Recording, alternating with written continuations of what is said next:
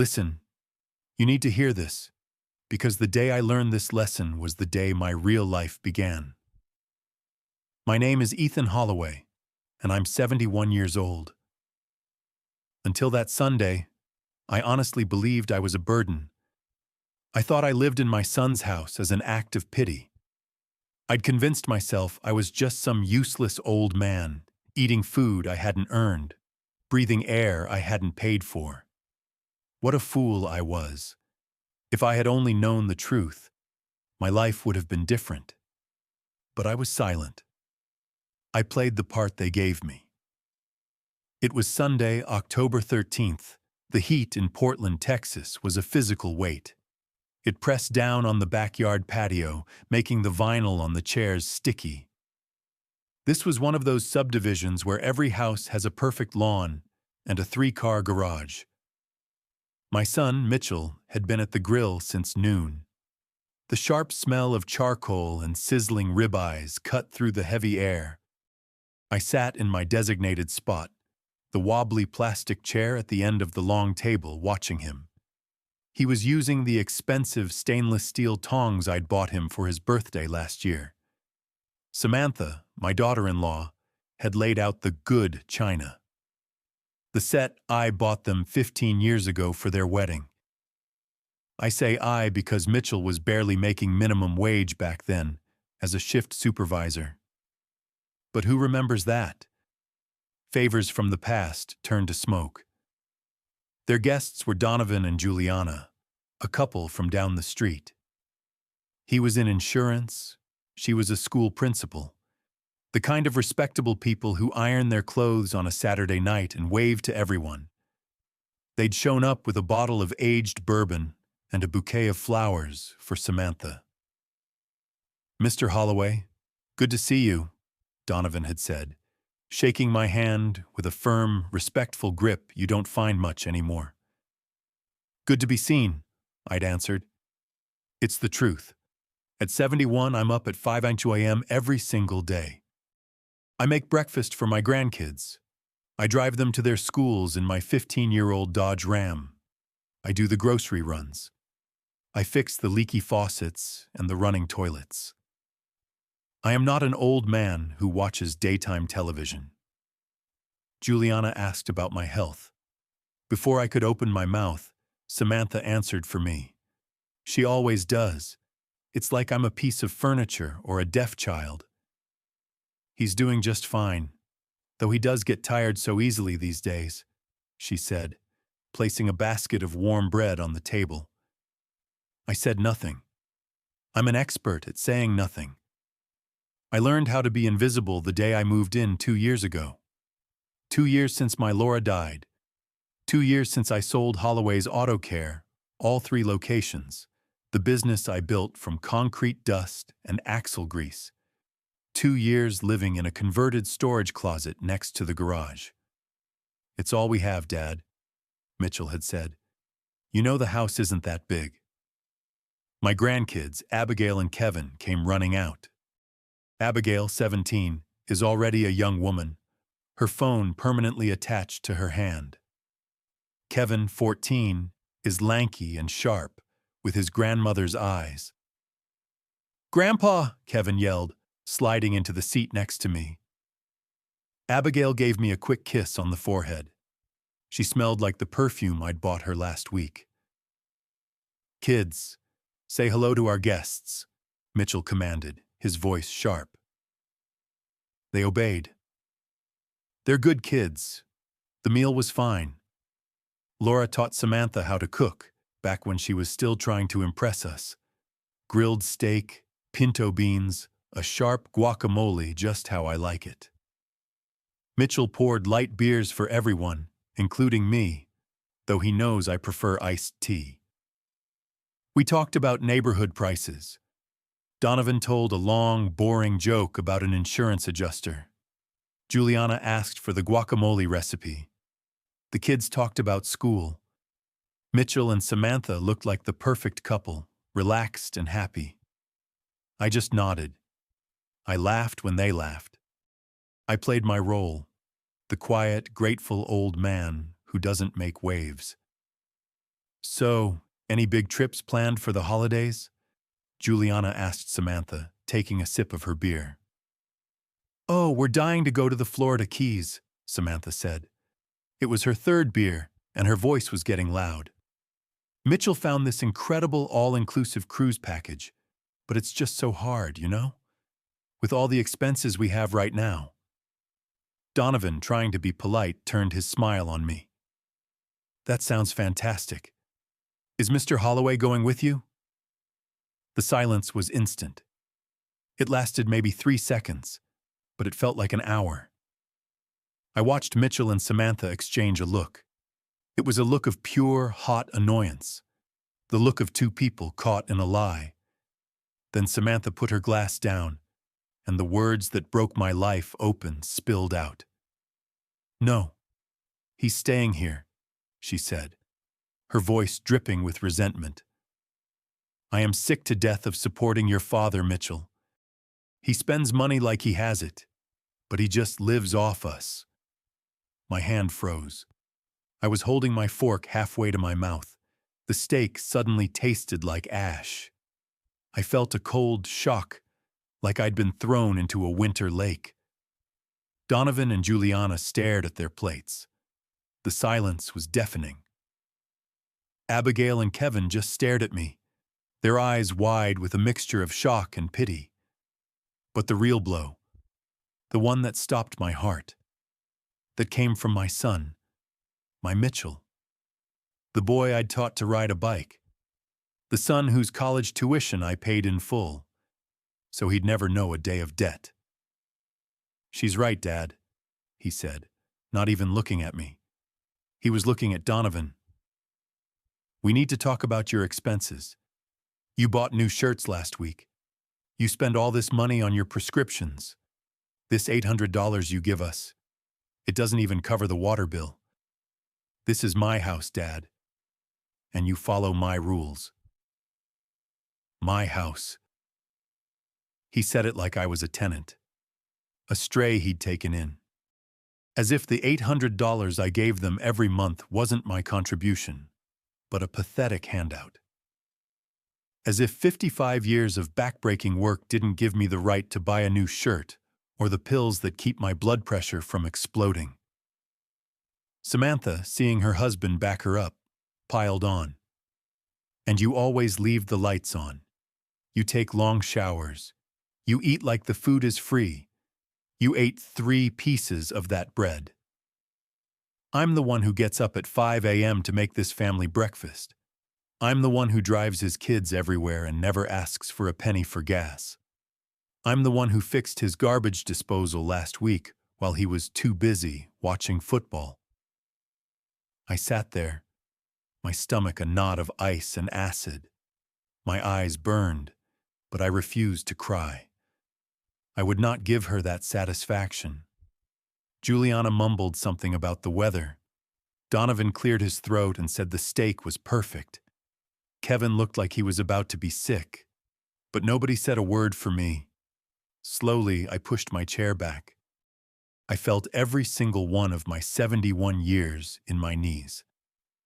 I placed my cloth napkin next to my full plate. "Excuse me," I said. My voice was calm. It was almost a whisper. "I'm not hungry." I walked away. I didn't look back. I walked across the patio, through the kitchen, and down the hall to my little room, the 10 by 10 converted office with my single bed and the small desk where I kept my things. I shut the door. I didn't slam it. I shut it quietly. I sat on the edge of the bed and stared at the drywall. The party continued outside, but the laughter was gone. I heard Donovan and Juliana leaving early. They didn't stop to say goodbye. I heard Samantha in the kitchen, stacking dishes with angry, crashing sounds. I heard Mitchell turn on the TV. Life just went on, as if they hadn't just taken a knife and driven it into my chest in front of strangers. If you're watching this video, tell me where you're from or what time it is for you. I didn't turn on the light. I just sat in the dark as the sun went down. casting long shadows across the floor of my closet-sized room. I didn't sleep that night. Not 1 minute. I just stared at the ceiling, and I let the memories come. I thought about my Laura, how proud she was of Mitchell. "He's a good boy, Ethan," she'd always say. "He's going to take care of us when we're old." Thank God she died before she had to see what her good boy had become. I thought about the years I worked double shifts, my hands cracked and bleeding grease to pay for Mitchell's business degree. I thought about the Christmas I skipped meals so he could have the new sneakers all his friends had. I thought about the wedding, not just the china, the whole thing. The ballroom at the Marriott, the live band, the food for 200 people. Samantha's dress alone cost more than my first car, $18,000. "He's our only son, Ethan," I'd told Laura when she saw the bank statement. "He gets the best." I thought about the first car I bought him after he got his first real job, the down payment on their first apartment, the SUV when Abigail was born. "Dad, we need a safer car for the baby." And then, 3 years ago, the luxury sedan. He'd come to me, shuffling his feet like a teenager. "Dad, the bank approved the loan, but I need a co-signer. Just to, get the paperwork through." $48,000. I co-signed without a second thought. He was my son, my blood. When Laura passed, the house we'd shared for 40 years felt like a tomb. Every room was full of her ghost. The shops, Holloway's auto care, the business I'd started with nothing but a toolbox and a dream. It all felt pointless. "Dad, you can't be alone," Mitchell had said, his voice full of what I mistook for concern. "Come live with us. There's a little room next to the garage. You can fix it up." I thought it was love.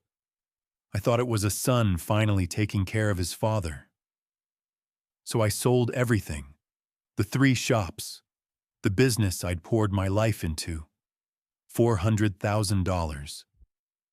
This is enough, I'd thought. I'll have my own money. I'll pay my way. I will never be a burden to anyone. From the first day, I was treated like an inconvenience. "Dad, that room was for storage, so it doesn't have its own bathroom. You'll have to use the guest one downstairs. Dad, the kids need to study. Try to be quiet in the evenings. Dad, Samantha does the cooking. If you want something specific, you have to ask her and give her a few days' notice." And I was grateful. I was a fool. "Thank you, son. Thank you for this. Don't you worry about me. I'll adapt. Here, take this. $800 for my expenses. I want to pay my way." I gave him my dignity for $800 a month, and he and his wife took it. And then they spit on it in front of their friends. At 4 a.m., my body was rigid with a cold, clear anger I hadn't felt in 30 years. This wasn't the hot, blind rage of a moment. This was the cold, focused clarity of an engine block in winter. I got up and turned on my small desk lamp. The single bulb lit the room. I knelt. My knees popped.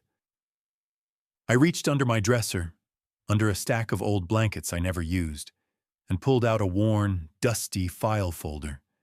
It was thick. These were the papers I never showed Mitchell. The papers I kept for myself. I never thought I'd need them. I thought family was built on trust, not contracts. I sat on the bed and opened the folder. The smell of old paper and ink filled the small room. Deeds, receipts, bank statements, contracts. My whole life, documented and notarized. And there it was. The truth. The truth that Mitchell and Samantha had either forgotten, or worse, chosen to ignore. A purchase agreement. Property located in the Northwood subdivision, Portland, Texas. Price, $280,000. Buyer, Ethan Holloway. Date, March 15, 2018. 5 years ago. Mitchell had come to me, his face a mask of disappointment. "Dad, we found it. The perfect house. 3 bedrooms, a big yard, but they want almost $300,000. We'll never be able to afford it." I remembered Samantha crying. I remembered their dream dying. So what did I do? What any father would do. I sold one of my shops, the one on Veterans Boulevard. I took the check, I went to the bank, and I bought their dream for them. "It's a wedding gift, son," I'd told him. "The house is yours." I put it in his name. I trusted him. I sat there under the lamplight, and I realized the depth of my mistake.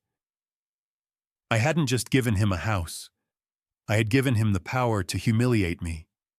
I had given him the weapon he and his wife just used to gut me. I kept digging through the folder. Here was the co-signer agreement for the $48,000 luxury sedan. My name, right next to his. My assets guaranteeing his pride.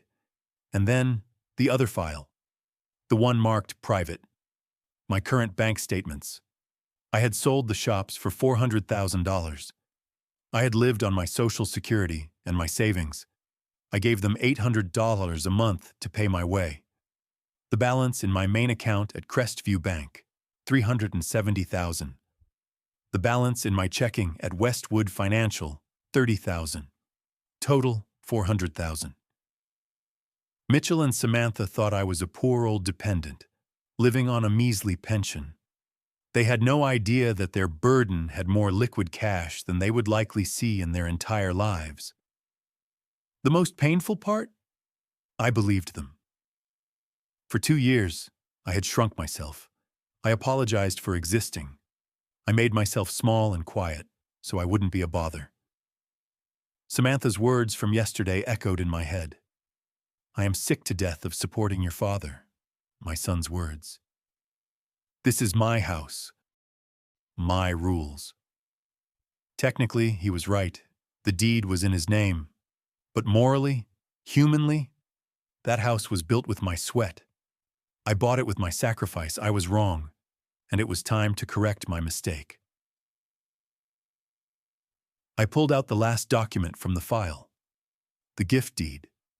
The paper that transferred the $280,000 property from my name to his. I stared at the signature. My own.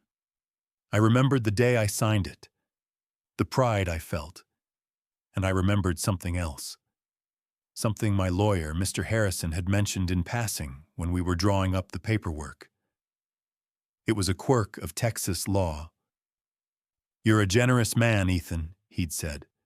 "Just know that in Texas, a gift this large isn't always unconditional. The law protects the giver from notorious ingratitude." At the time, I'd laughed. Ingratitude? From Mitchell? Never. I looked at the clock. 4:30 a.m. I picked up my cell phone and pulled up the number for Mr. Harrison. In 4 hours, I was going to call him. Mitchell and Samantha were about to learn a lesson I should have taught them years ago. They were going to learn that respect isn't something you beg for. It's something you earn, and it's something you can lose. They were going to learn that gratitude isn't a suggestion, it's a requirement. They were going to learn that humiliating the man who gave you everything has consequences. I was going to get my dignity back, even if it was the last thing I ever did.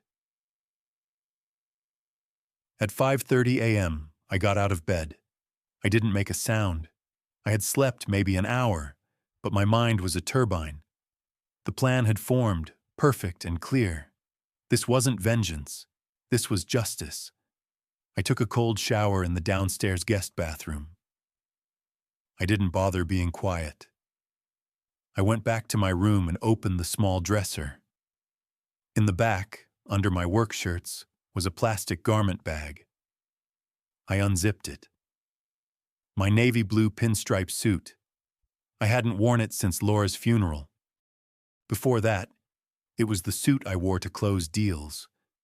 The suit I wore when I was Ethan Holloway, owner of Holloway's Auto Care, not Grandpa. The white shirt was still crisp.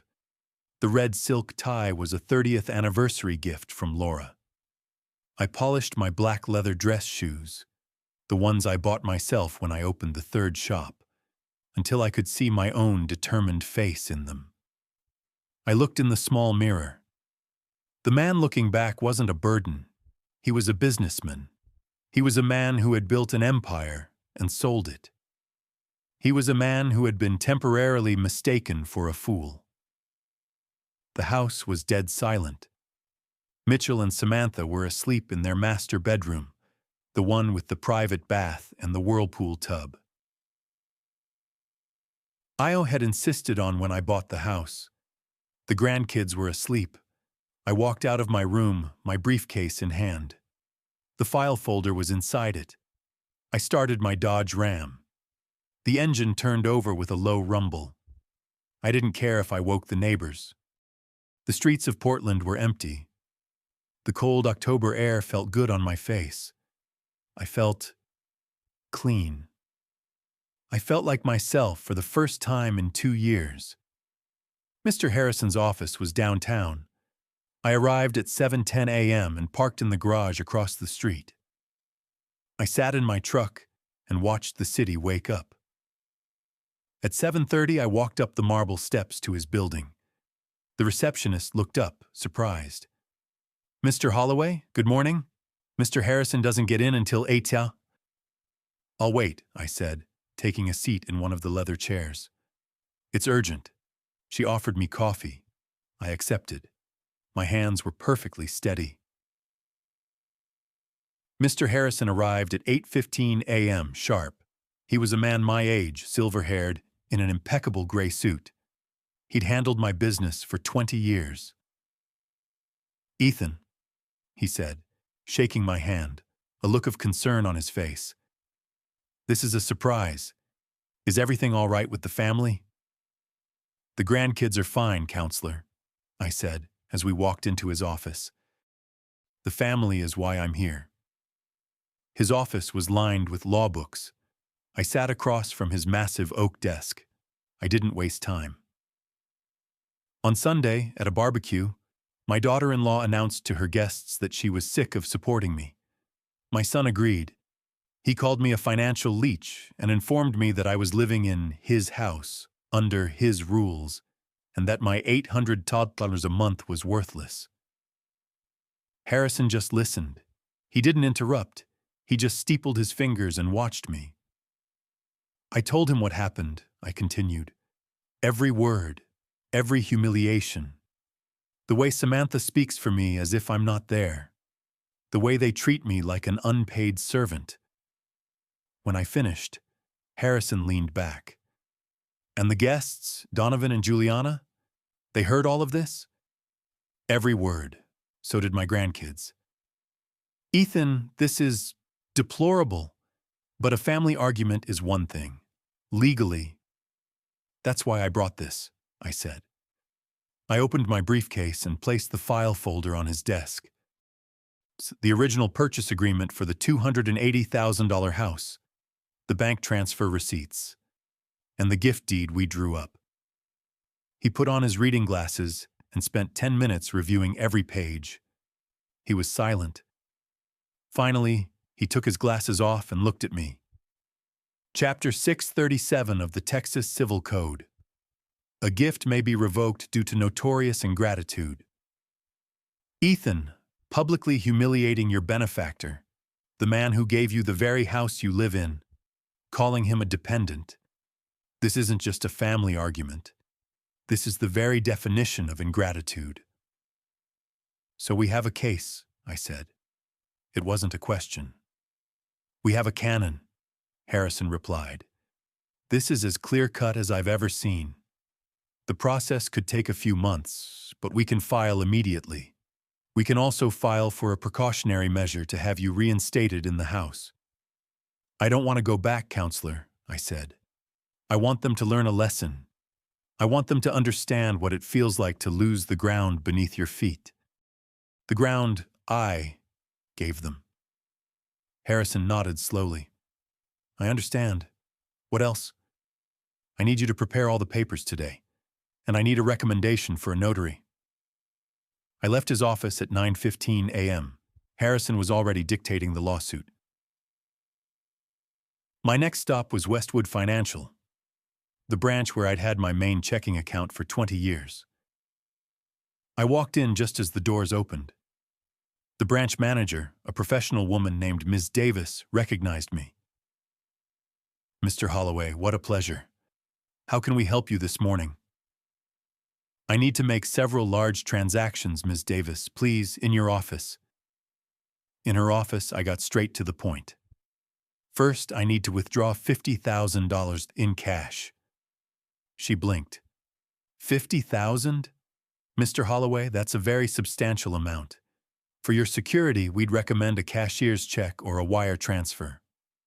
"In cash," I repeated. "In hundreds. I'll wait. And while I'm waiting, I need you to pull up the information on an auto loan. My name is on it as a co-signer. The primary is Mitchell Holloway." Her professional smile tightened.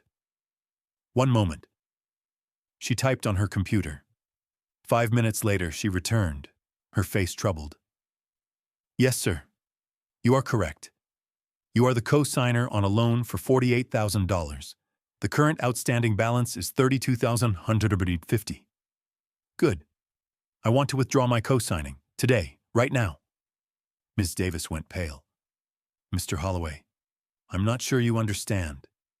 If you withdraw your guarantee, the bank is legally obligated to notify the primary holder.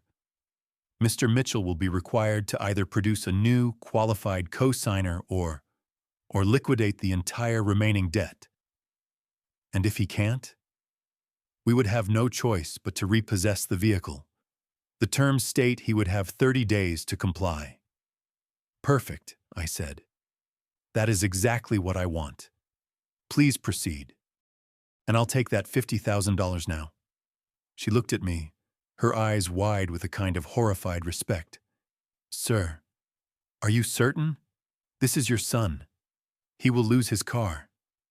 "My son," I said, my voice quiet, "is about to lose a great many things, but he is going to gain an education in value." I sat in her office for an hour, signing forms. I signed the co-signer release. I signed the cash withdrawal slips. They brought me the $50,000 in a discreet bank bag. It felt heavy. It felt like my life's work. It felt like power.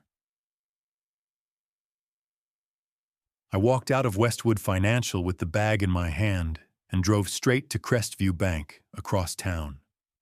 This was where I kept the real money, the $370,000. I didn't go to a teller. I went straight to the wealth management office. "I need to close my account," I told the advisor. "All of it." "Mr. Holloway, is there a problem? A better rate we can offer?" "No. I'm moving my assets. I want to arrange a wire transfer of the entire balance, $370,000, to this account." I handed him the paper with the new account number I'd opened last week at Trinity Bank, a small private bank in a different county, where Mitchell wouldn't even think to look. "This is very sudden," the advisor said, sweating. "Yes, it is. Family problems. Sometimes you have to protect your assets from your own blood." He nodded, suddenly understanding. He'd seen this before. By 2:00 p.m., my old life was financially erased. The accounts Mitchell might have known about were empty or closed. The $50,000 in cash was in the briefcase with my legal papers. My $370,000 was sitting in a new, secure account under a new advisor who had never heard the name Mitchell Holloway. I was no longer a dependent. I was a ghost. On the way home, I stopped at a department store.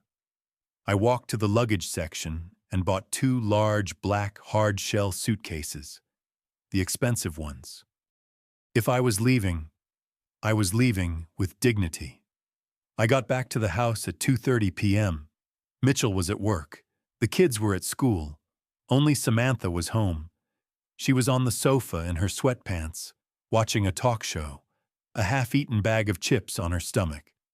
She looked up as I walked in, carrying the two empty suitcases. Her eyes narrowed with suspicion, but she didn't say anything. She was still giving me the silent treatment from Sunday. Good. I went to my room and opened the suitcases on my small bed. Methodically, I began to pack. Clothes in one, my toiletries, the few books I owned. In the other, I carefully placed the box of Laura's mementos, the photos of Mitchell as a child, the drawings Abigail and Kevin had made for me. Samantha walked past my open door. Once. Twice. Finally, she couldn't stand it. She knocked on the doorframe. "Mr. Holloway, is everything okay?" I didn't turn around. I was folding my shirts. "Everything is perfect, Samantha. Never been better." Are you going on a trip?" she asked, her voice tight with a curiosity she was trying to hide. "When will you be back?" I stopped folding. I zipped the suitcase, and I turned and looked her right in the eyes. "I'm not coming back, Samantha. I'm leaving. For good." She just stood there, her mouth half open, the color drained from her face. "What? Because of Sunday? You're being ridiculous. I was drinking. I didn't mean it." "Yes, you did," I interrupted, my voice cold and flat. "You've meant it for 2 years. You just never thought I'd do anything about it. You never thought there would be consequences." She didn't say another word. She turned and walked away. A minute later, I heard her muffled, panicked voice from the kitchen. She was on the phone. She was calling Mitchell. Good. Let him come. I wanted him here. Mitchell got home at 6:30 p.m. I heard his luxury sedan pull into the driveway. I heard the front door slam. I heard his heavy, angry footsteps coming down the hall. He appeared in my doorway. He was still in his work clothes, his tie loosened. His face was dark red with a confusion that was rapidly turning to rage. Samantha was peeking around the corner behind him, wringing her hands.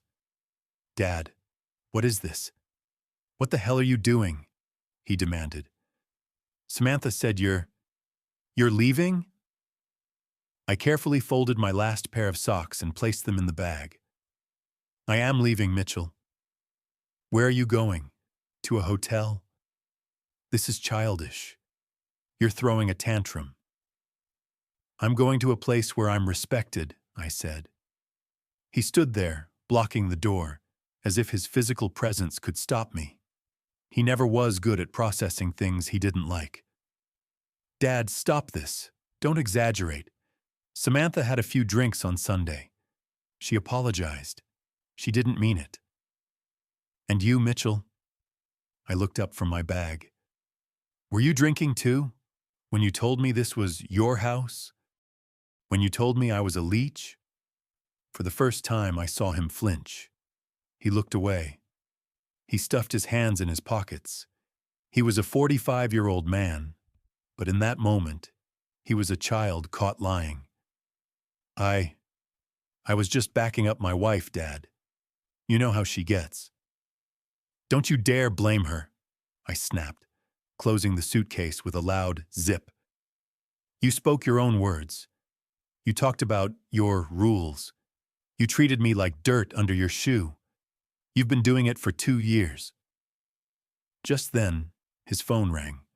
The loud, generic country tune he loved. How ironic, I thought. He pulled the phone from his pocket, looked at the screen, and frowned. "It's the bank," he muttered. "Westwood. Why are they calling me this late?"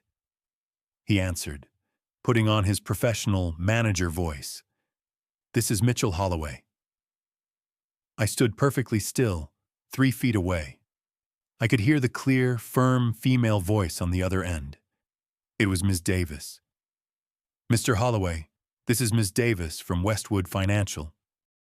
We are calling to formally inform you that the co-signer on your auto loan, Mr. Ethan Holloway, withdrew his guarantee as of 11 a.m. this morning. I watched Mitchell's face. The red drained away, replaced by a sick, pale yellow. His eyes went wide. What? My dad? No, that's impossible. There has to be a mistake. There is no mistake, sir. The voice continued. Mr. Ethan Holloway was here in person. The documents have been processed. As per the terms of your loan, you have 30 business days to either present a new, qualified co-signer or liquidate the full remaining balance of $32,215. If you fail to comply, we will begin repossession proceedings. You can't do that.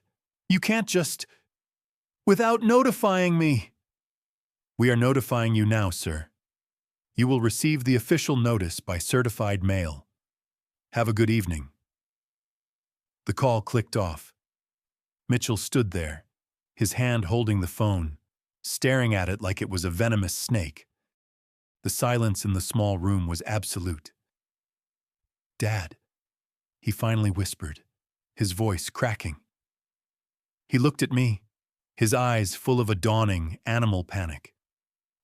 Dad, what did you do? I did what I should have done a long time ago, I said.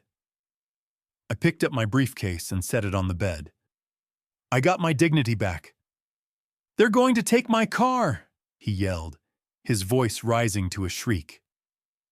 No, Mitchell, I said, my voice dangerously calm. They are going to take your car. The car you bought with my money and my guarantee. The car you bought while treating me like a beggar. Samantha ran into the room, her face blotchy from crying. What's wrong? Mitchell, what happened?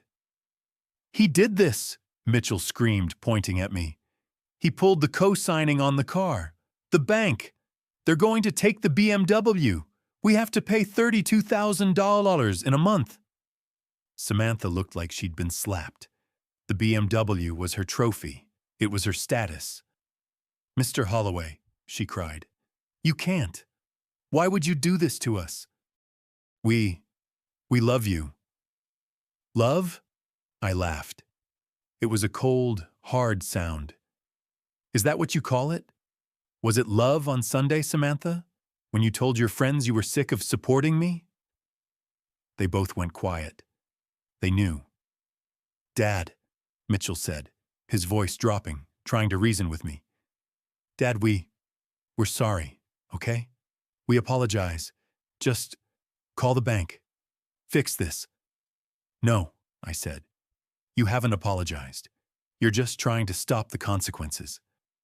I unzipped my briefcase. I pulled out the file folder. I walked to my small desk and laid the papers out, one by one. Come here, both of you. I want to show you something. Your education begins now. They approached the desk slowly, like they were afraid the papers would bite them. I tapped the first document. This house. You said it was your house, Mitchell. I slid the purchase agreement in front of his face. $280,000, paid in full. I tapped the next paper. The bank transfer, March 15th, 2018, from my account. To the title company. I tapped the next one. The original deed, buyer, Ethan Holloway. And then, the last one. And this, Mitchell. This is the gift deed. The one I signed to put this $280,000 asset in your name. Out of love, out of generosity, out of stupidity. The silence was so thick I could barely breathe. Mitchell's mouth was hanging open. Samantha had her hand pressed to her chest. Dad, Mitchell stammered. I didn't know. I thought you just helped with the down payment. I thought we paid the rest. You thought you paid $280,000 on your manager's salary? I scoffed. Do I look like an idiot to you, Samantha? Mitchell collapsed into my desk chair. He looked like I'd hit him with a baseball bat. Dad. What? What do you want? We'll pay you back. We'll... It's too late for that, I said. Tomorrow morning, my attorney, Mr. Harrison, is filing a lawsuit for the revocation of this gift due to notorious ingratitude. You'll be served within the week. Samantha let out a choked sob. You can't. You can't take our home. My children live here. This is my home, I corrected her, my voice rising. I paid for it. I gave it away, and now I am taking it back. A judge is going to confirm that you did not deserve my generosity. Mitchell flew out of the chair. You can't do this. Where will we go? What about Abigail and Kevin? You should have thought of them, Mitchell, I roared. And for the first time in 2 years, my voice echoed in that house. You should have thought of them before you called me a worthless dependent in front of strangers. You didn't know the house was mine. You didn't know the car was mine. You didn't know that the $800 you stole from me every month was pocket change. You didn't know that the poor old man you were supporting is richer than you will ever be. Samantha was openly weeping now, but they weren't tears of remorse. They were tears of pure, undiluted panic. Mr. Holloway, please, we can change. We'll treat you better. We promise. It's too late. Just then, the front door opened. Mom, we're home. Grandpa, where are you? Abigail appeared in the doorway first. She took in the scene in one glance, the suitcases on the bed, her mother's tears, her father's white, terrified face, my cold fury. Grandpa? She whispered. Are you leaving? Yes, sweetheart, I am. Kevin ran in behind her. He saw the bags and froze. Why? Why are you leaving, Grandpa? Did we do something wrong? My heart cracked. These kids. They were the only innocent ones in this entire disaster. They had only ever shown me love. But this lesson wasn't for them. It was for their parents. I knelt. No, Kevin. No, my boy. You two never did anything wrong. You're the best part of this whole family. I love you both so much. Then why? Abigail asked, her eyes filling with tears. She was 17. She understood. She had been there on Sunday. As I looked at my grandkids, I saw Abigail's hand move. She was holding her phone. Her eyes met mine, and she subtly, almost invisibly, tapped the side of the device. The screen was black, but I knew what she was doing. She was recording. I looked back at Mitchell and Samantha, who were watching this, paralyzed. Your father and mother need to learn a very important lesson, I said, my voice loud and clear for the phone's microphone. A lesson about respect. A lesson about what happens when you spit on the person who gave you everything. Grandpa, please don't go, Kevin begged, wrapping his arms around my neck.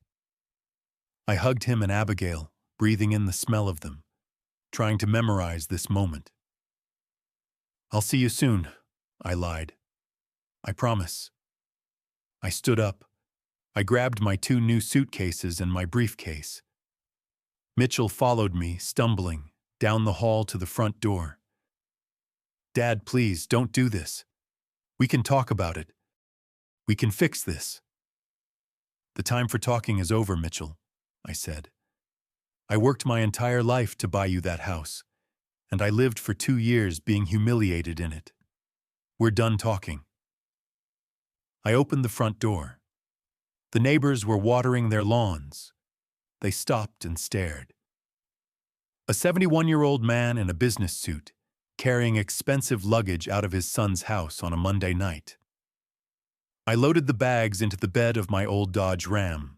I turned to look at the house one last time. The stone facade. I had chosen. The oak tree I had planted. My house. Mitchell was standing on the sidewalk, shaking. In the doorway, Samantha was holding on to the grandkids. They were all crying. I got in my truck, started the engine, and drove away. I didn't look back. For the first time in 2 years, I felt free. I spent the next few weeks in a clean, respectable, long-stay hotel. I met with Harrison every few days. The lawsuit was filed. Mitchell and Samantha were served. As expected, they didn't go quietly. They hired a lawyer, a shark from a big downtown firm. They're countersuing Ethan, Harrison told me over the phone. It's ugly. They're claiming you're senile, mentally incompetent, and that I am manipulating you to steal the house. They're desperate, I said. We have the proof. We have the gift deed. Yes, Harrison said, and they want to see it. Their lawyer has filed a motion for discovery. He wants to inspect the original document. It's standard procedure. We have to comply. We arranged the meeting. Harrison, their lawyer, and a paralegal. I wasn't there. 3 hours later, my phone rang. It was Harrison. His voice was no longer calm and confident. It was tight with suppressed rage. Ethan, you need to come to my office right now. When I got there, his secretary's face was pale. I was ushered straight in. On Harrison's desk, spread out on a white blotter, was my original gift deed, or what was left of it. It was almost completely destroyed. A dark, sticky liquid, coffee it smelled like, had saturated the entire document. The ink had run, the signatures were illegible, the notary stamp was a black smudge. It was ruined. What happened? I asked, my voice dangerously quiet. Their lawyer was inspecting it, Harrison said, his jaw tight. Samantha was in the room. She tripped. Her entire extra-large coffee went all over the table, all over our single most important piece of evidence. I stared at the ruined paper, my Canon, my slam dunk case. She did it on purpose, I said. Of course she did, Harrison snapped. And now she's devastated and so sorry. Their lawyer is already claiming it was a terrible, unfortunate accident. Can they do that? They just did, Ethan. We have copies, but the defense will argue they're inadmissible. They will demand the original, which we no longer have. I stood there, watching my entire case dissolve into a sticky, coffee-stained mess. So what now? I asked. Harrison took a deep breath. Now our slam dunk case is in serious jeopardy. We still have the witness testimony from Donovan and Juliana. We have your testimony, but it's their word against yours. Without this deed, Ethan, we might lose. I'm not losing, I said. I don't care what it takes. I am not losing this. I had lost my key advantage. Samantha and Mitchell had just declared all-out war. They thought they were smart. They thought they had beaten me. They were about to find out how wrong they were. 3 months later, we were in a courtroom in the Portland County Courthouse. The air was stale and heavy. It had been brutal. Just as Harrison predicted, without the original deed, the case was weak. Mitchell and Samantha's lawyer was slick. He was young, expensive, and ruthless. He painted me as a bitter, vengeful old man, angry that my son had become more successful than I was. He claimed I was mentally unstable, suffering from grief-induced dementia. He twisted my life's work. Mr. Holloway sold his small-time business and, in a fit of irresponsible generosity, gave his son a gift he now, in his confused state, regrets. He is trying to make his own family homeless out of spite, Mitchell testified. He lied under oath, his face a mask of false sincerity. We love my father. We just wanted him to be safe. We were worried about his spending. The house was always mine. He just, he helped. That's all. I paid for it, Samantha testified. She wept on the stand. I would never say those awful things. Mr. Holloway is confused. That day, he was shouting at us. It was so frightening. And then he just left. Donovan and Juliana testified for me. They told the truth about the barbecue, but the defense lawyer ripped them apart. So you heard a family argument? You heard a daughter-in-law who just admitted she'd had a few drinks, vent her frustration? Is that a crime? The judge looked tired. He was looking at me with skepticism. I could see it. He was buying their story.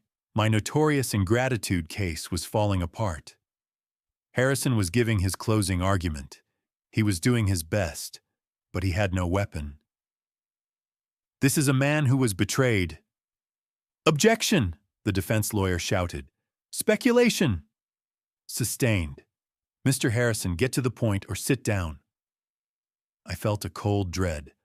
I was going to lose. I was going to be legally branded as a senile old fool.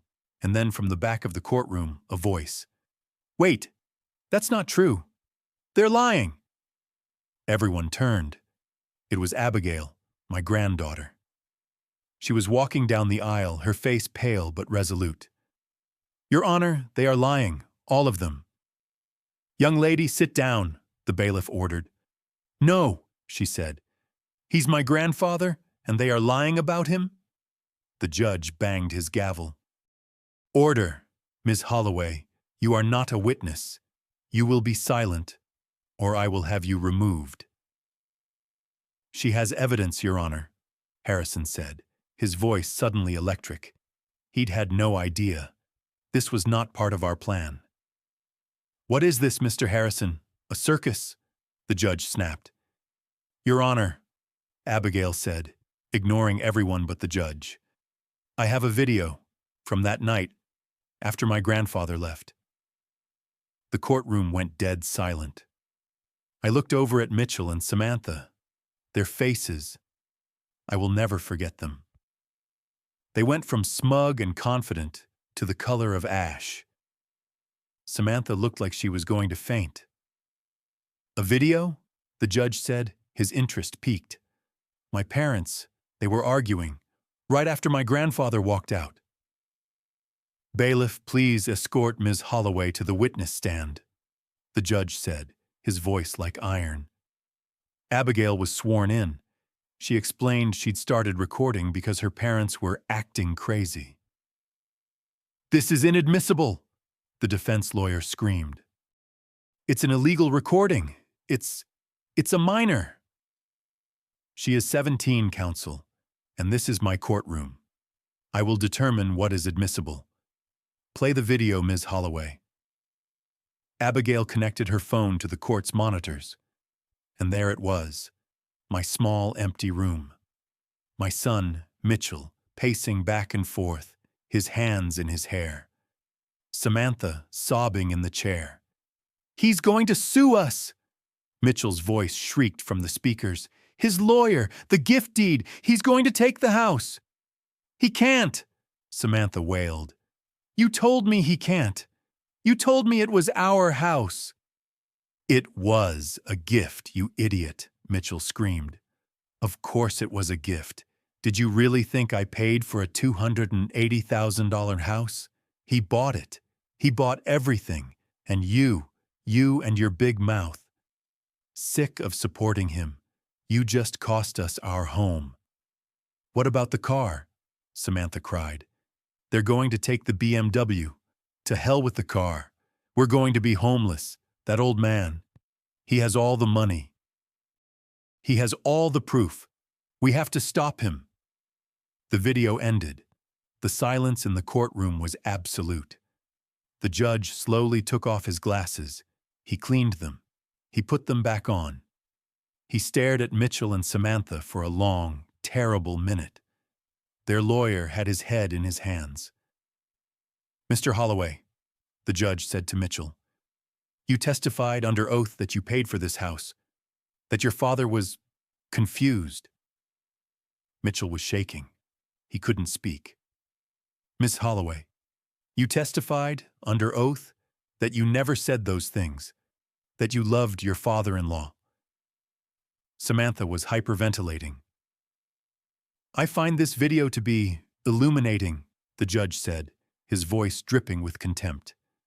It proves, beyond any doubt, a conspiracy to defraud. It proves, beyond any doubt, that the plaintiffs knew the house was a gift. And it proves, beyond any doubt, that their testimony here today was perjury. He banged his gavel. Judgment for the plaintiff, Mr. Ethan Holloway. The gift deed, dated March 15, 2018, is hereby revoked on the grounds of notorious ingratitude. The property will revert to Mr. Holloway's ownership, effective immediately. I am ordering the defendants to vacate the premises within 60 days, and I am referring this matter to the District Attorney's Office for investigation into perjury. I looked at Abigail. She was crying, but she was smiling. My unexpected ally. She had just saved me. I looked at Mitchell and Samantha. They were destroyed. Justice. 1 year later. I wake up at 6:00 a.m., not to an alarm. I wake up to the sound of the Atlantic Ocean.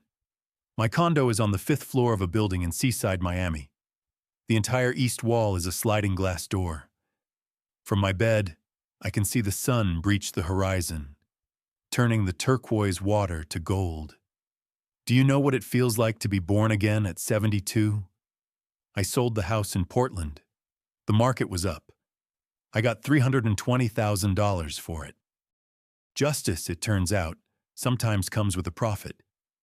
With that money, I bought this 2-bedroom condo for $180,000, cash. The rest, added to the $400,000 I already had, is sitting in a very healthy investment account. But I'm not a man who can sit still. A man who has worked for 55 years can't just stop. So I found a small 800-square-foot space 2 blocks from the beach. I rent it for $800 a month. The irony isn't lost on me.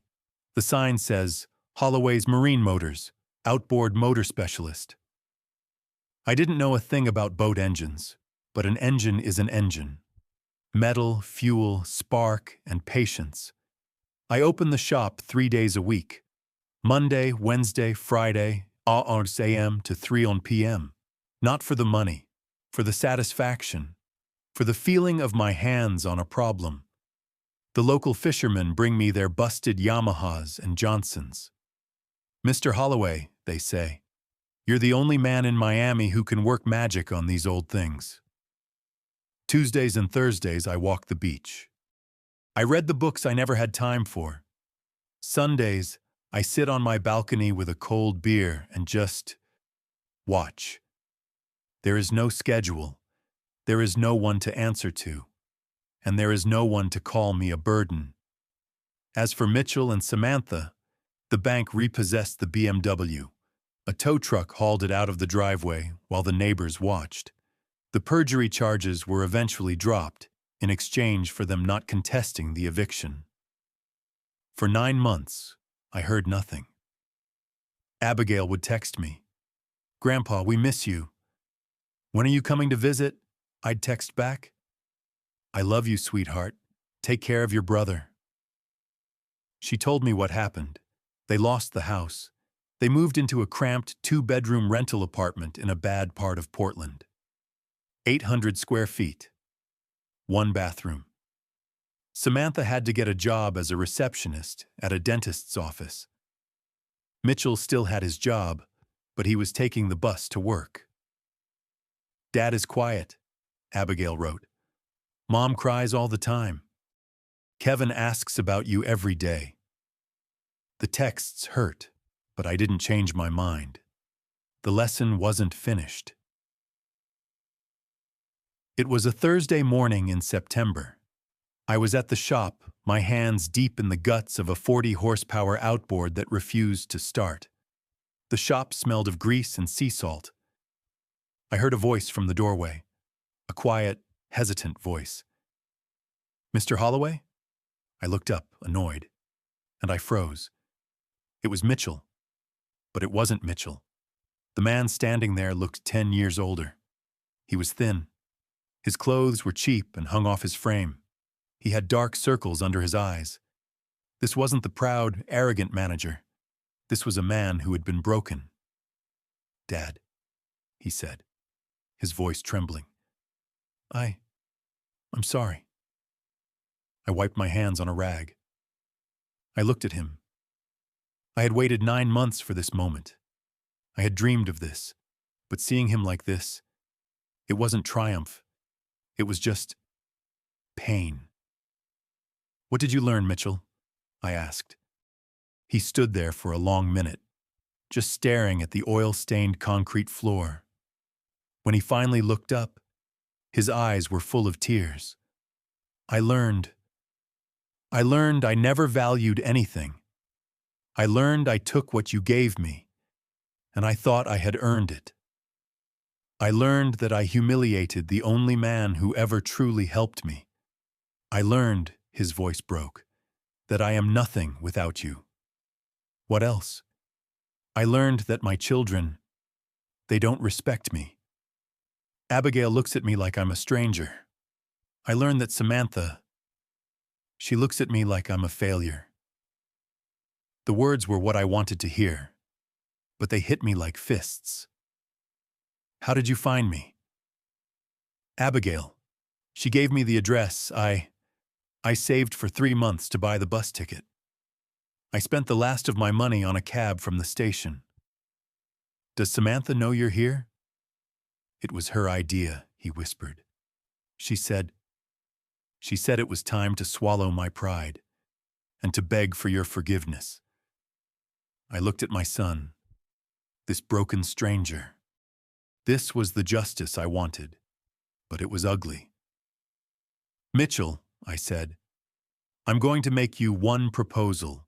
You can accept it, or you can turn around and go back to Portland." "Anything, Dad?" he said, tears streaming down his face. "Anything." "You're going to work for me," I said. "Here, in this shop, for 6 months." He looked around at the greasy engines, confused. "Work? Here? You're going to learn this trade, from the bottom. You'll sweep the floors, you'll clean the parts, and maybe I'll teach you how to fix an engine. You'll earn a wage, and every dollar you earn, you will use to pay the bank for the outstanding debt on that repossessed car." His eyes widened. You're going to help me get the car back?" "No," I said, my voice hard. "I'm going to teach you how to earn it back. There's a difference." Where will I live?" "My condo has a utility room. It's small. It has a twin bed and you'll use the guest bathroom. It's the same setup you gave me." He lowered his head. He understood. "I deserve that. I accept, Dad. I accept." The next 6 months were a reforging. Mitchell moved into the utility room. He never complained once. His first day at the shop was a disaster. His soft, white office hands didn't even know how to hold a wrench. He was clumsy. He was weak. After an hour of trying to loosen a corroded bolt, he was sweating and his hands were bleeding. "How do you do this, Dad?" "The same way I taught you when you were 15, I said. "Only this time, you're going to pay attention." Day after day, I watched him change. His hands blistered, then calloused, then scarred. His skin tanned. The muscles in his arms and back, soft from years at a desk, became hard from lifting heavy engines. But the real change was inside. The arrogance was gone. It was replaced by a quiet, desperate humility. When he didn't know, he asked. When he made a mistake, he admitted it. "Dad, can you show me how to time this spark again? I'm not getting it."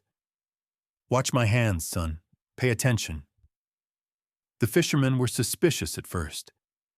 This preppy, he's a mechanic? But they watched him. They watched him get covered in grease.